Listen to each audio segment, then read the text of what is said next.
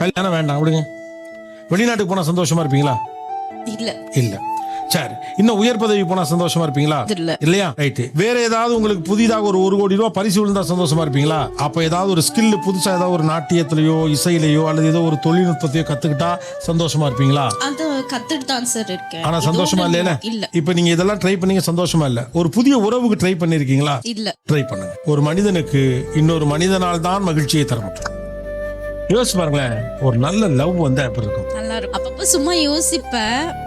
அதான் நல்லா இருக்கும் சார். நம்மளுக்குன்னு ஒரு ஃபேமிலி, நம்மள எப்படி சொல்றது, டேக் கேர் பண்ணணும், நான் சாப்பிட்டியான்னு கேட்கணும், அந்த மாதிரி. சாட்டியான்னு கேட்கணும் அப்படிங்கிறது எவ்வளவு முக்கியமானது. சாதாரண விஷயம் தானே. என்னன்னா எனக்கு ரொம்ப வருஷமா யாரும் கேட்டதில்லை. எனக்கு எப்ப பசிச்சாலும் நான் தான் குக் பண்ணும். நல்லா இருக்கோ இல்லையோ நான் தான் சாப்பிடணும். ஸோ சாப்பிட்டியா அப்படின்னு கேட்டா அது பெரிய விஷயமா இருக்கும் எனக்கு. இப்படி எத்தனை பேர் இந்த வார்த்தைக்கு காத்திருக்காங்கன்னு தெரியும். இதை ஒரு மனுஷன் தான் கொண்டு வரும்.